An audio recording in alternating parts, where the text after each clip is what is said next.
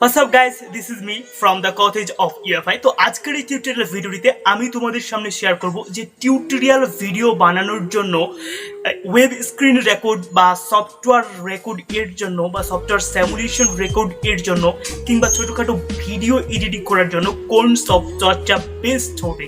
তো ফ্রেন্ডস, আমি প্রথম দিকে যখন এই ধরনের বা তোমাদের মতো একটা কোয়েশ্চেন নিয়ে রিসার্চ করি, দেন আমি একটা অ্যান্সার পাই এবং সাজেস্ট অনুযায়ী আমি ওইভাবে কাজ করি এবং এই সফটওয়্যারটা আমি এখনো পর্যন্ত ইউজ করি। এর নাম হচ্ছে অ্যাক্টিভ প্রেজেন্টর। তো ফ্রেন্ডস, এই অ্যাক্টিভ প্রেজেন্টর সফটওয়্যারটা দিয়ে একদিকে তুমি কি করতে পারছো, যে কোনো ওয়েবকে ইজিলি তুমি রেকর্ড করতে পারছো স্ক্রিনে।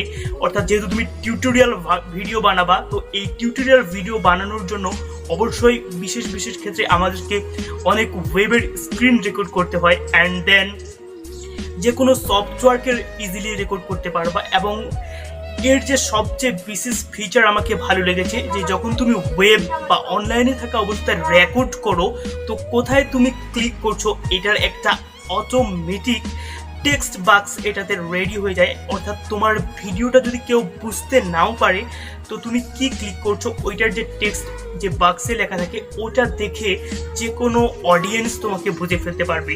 তো ফ্রেন্ডস, এই ক্ষেত্রে তোমার টিউটোরিয়াল ভিডিও বানানোটা অডিয়েন্সের বোঝার জন্য অনেকটা সার্থক।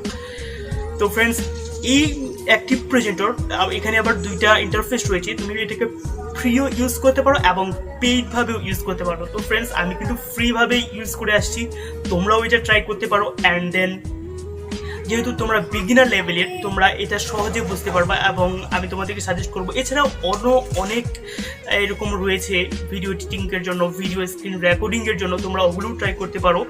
সো নো মোর টুডে, এটা আমার সাজেস্ট ছিল। Let's good bye.